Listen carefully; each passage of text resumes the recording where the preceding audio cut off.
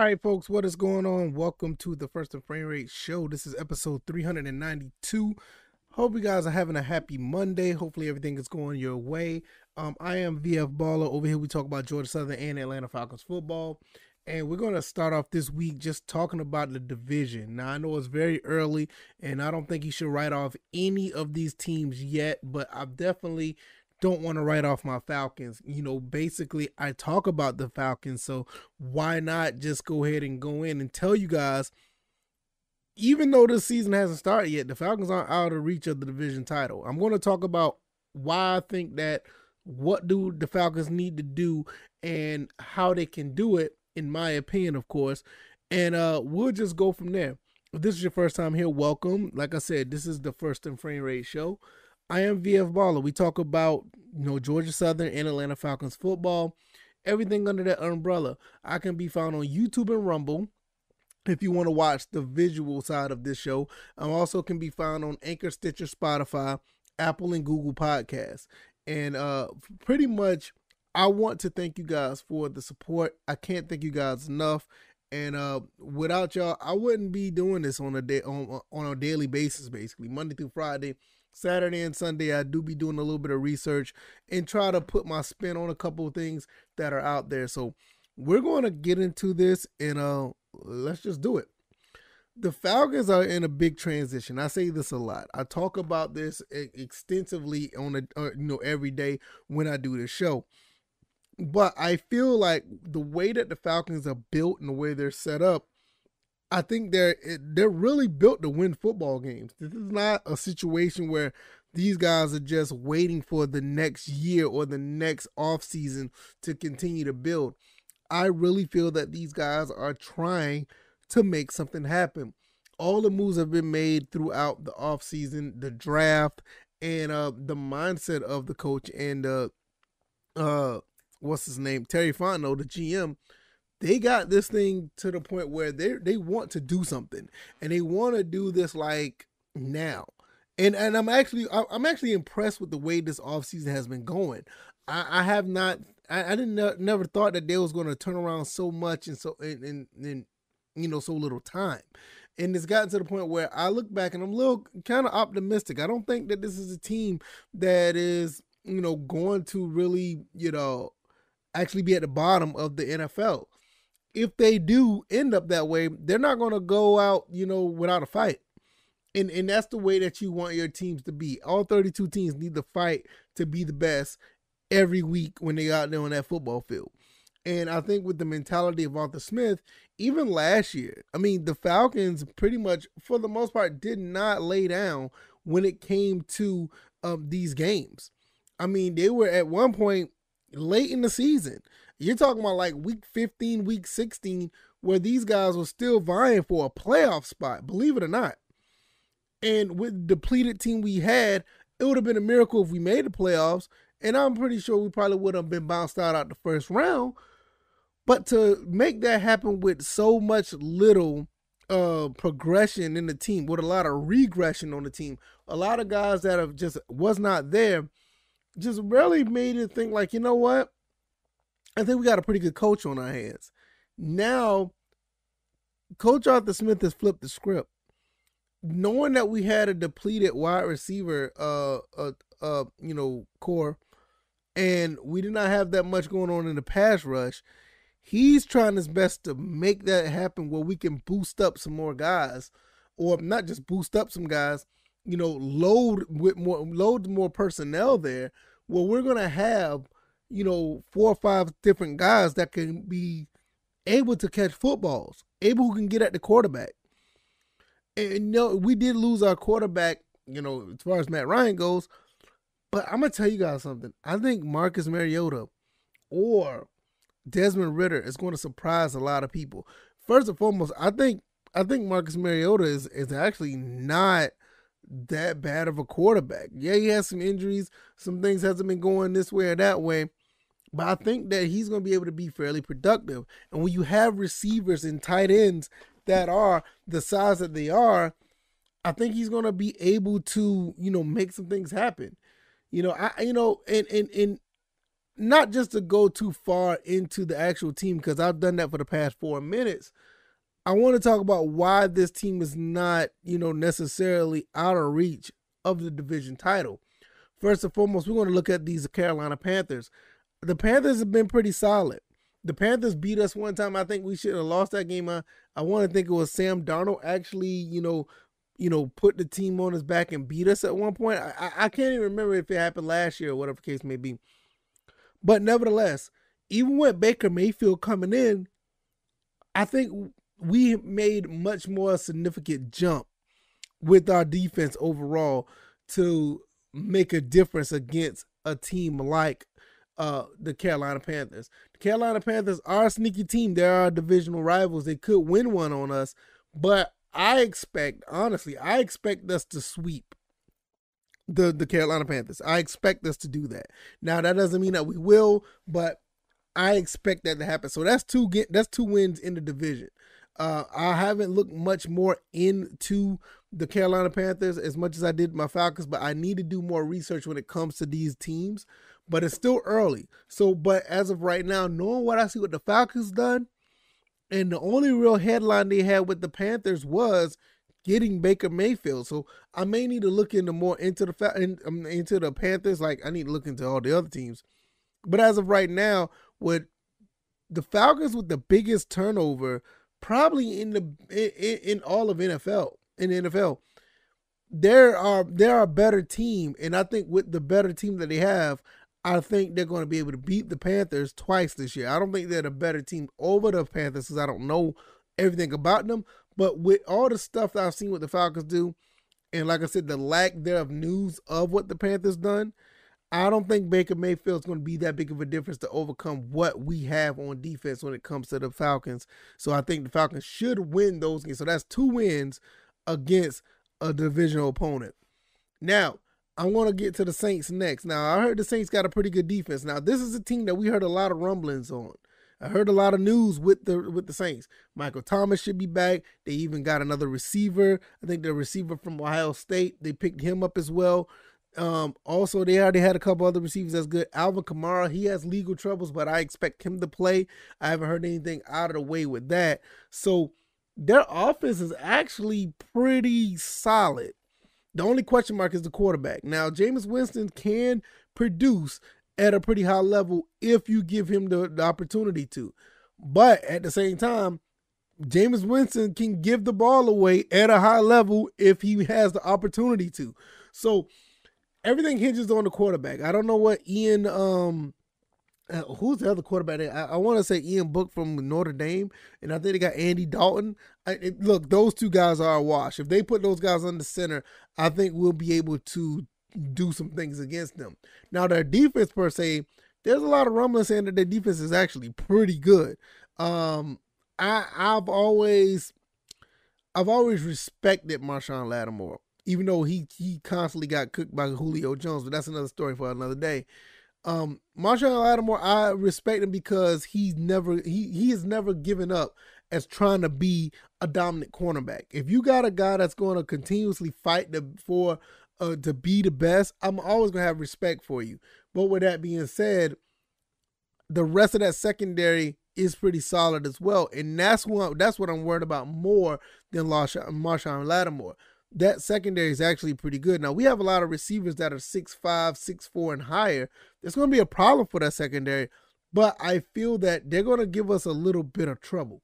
The front 7 has always been something that the Saints have been pretty good with. Cameron Jordan, Dominique, I want to say Dominique Davis. I want to say Demario Davis.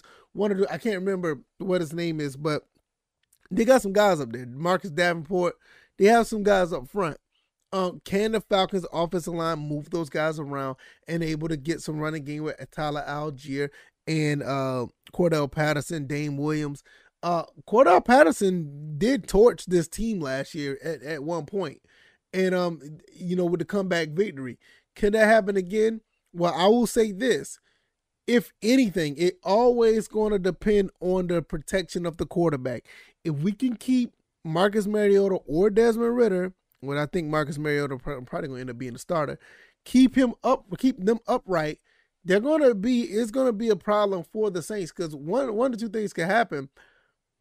Marcus Mariota could possibly, get some yards in the passing game, or he can get some yards in the running game because he can run as well.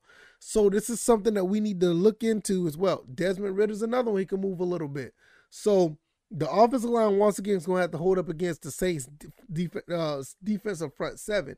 Could that happen? I don't know. But I expect the Saints and the Falcons split between these two. Panthers, we sweep them. The Saints, 1-1. So that leaves us, 3-1 in the that leaves us 3-1 in the division. Boy, I'm gonna tell you something right now. These Buccaneers, with Tom Brady, you always gonna have a problem against this team, or any team with Tom Brady on it. Now, we had a chance to split last year against the Tampa Bay Buccaneers with the lesser team. Now, I think this team is better. I haven't heard much change with the Buccaneers. I know they got Russell Gage now. He's one of the big additions to the Buccaneers. I haven't heard anything else, but once again, I'll say this is very early. I think it's like 2 months until the first game is played. So I'm going to have to evaluate more. But outside of that, I think we are a better team, and we could probably steal one from the Buccaneers. So once again, I don't want to get too much far in the weeds because Tom Brady is Tom Brady. Tom Brady has the capacity to sweep the Falcons and possibly beat every team in this division. But I do feel the Saints could still win from the Buccaneers.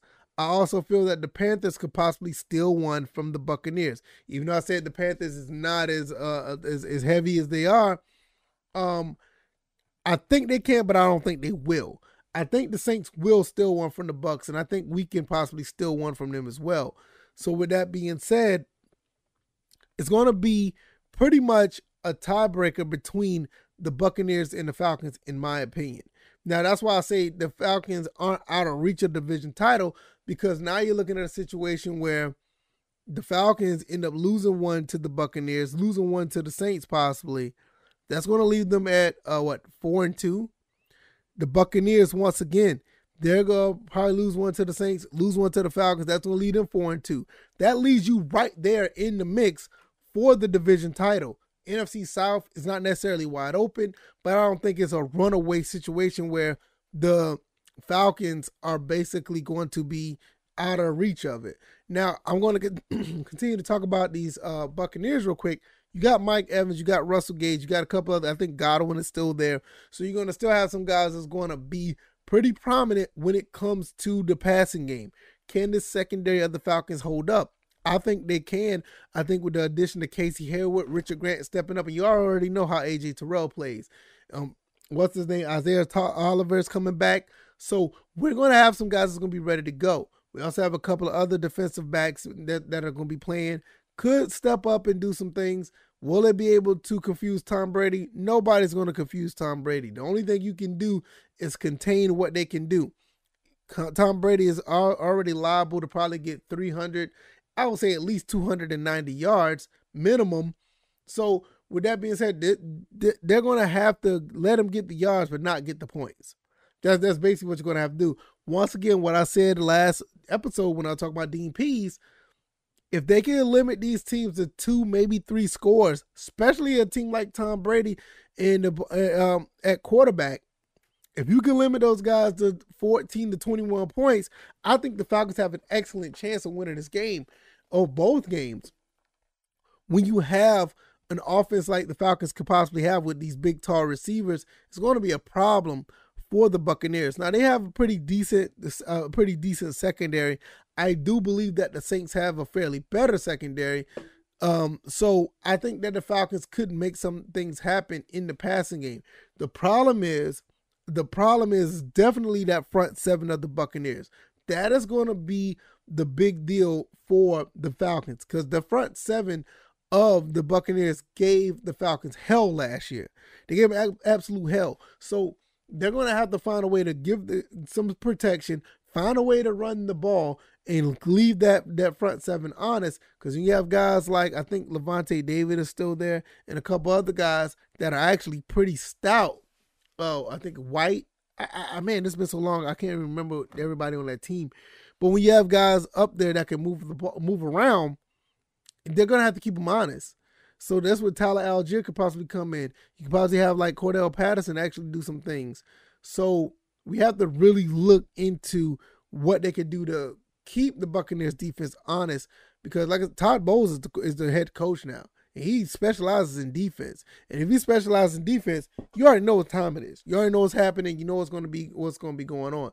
So I don't know much about the Panthers. Definitely know a good bit about the Saints, because they're our arch rival. We're really, always up in their ear, or up in their face about what they're going to do and what they can't do. And the Buccaneers have been that team that you have to keep an eye on, not only because Tom Brady's there, it's just the fact that the Buccaneers always been a thorn in our side regardless. Even when Jameis Winston was over there, they've been a thorn in the Falcons side. So I have pretty much high hopes for my team. I'm not going to sit here and tell you guys that things can't happen, because I believe things could happen.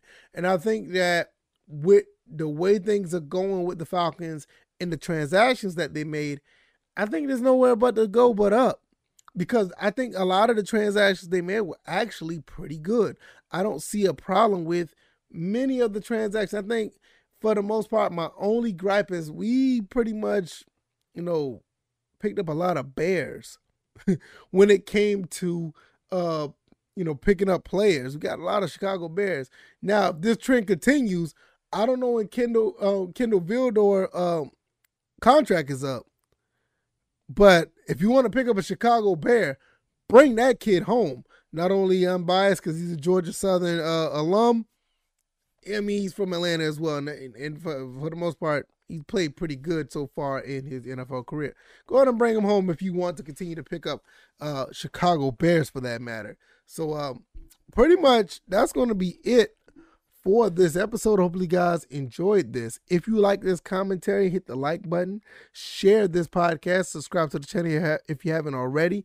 Also, like I said, share this. Just send a link to this podcast to someone that may not know anything about it. Just send it to them. Don't send no other messages. Just send it to them and see if they want to listen, especially if they're a Falcons fan. Hell, if they're a fan of any of these teams in our division, send it to them. So I want to hear some dissenting voices in the comment section or on the feedback avenue. And if you don't mind, go to that feedback avenue. Give me some feedback. Let me know if I've done something right, anything wrong. If I need to change some things, let me know. Or for the most part, give me a 5-star rating on that Apple Podcast avenue or any of these avenues that give you a rating. I need to know how well everything is going or how well it's not going. Once again, if you can't find me, I'm on Anchor, Stitcher, Spotify, Google, and Apple Podcasts. Also on YouTube and Rumble. And you can also find me on Twitter at VFBaller. I need to put some type of disclaimer up on the screen, let you guys know where you can find me on Twitter, because a lot of people have been asking. Also, if you don't mind, you want to check out the Discord. The link is down in the description as well. And we'll just go from there. All right, y'all. Y'all guys enjoy the rest of you guys' Monday. And you guys take it easy, man. It's Monday. I know it's going to be a little bit of drag, but you guys will make it. See you guys on Tuesday. You guys be easy, and you guys be blessed. Peace.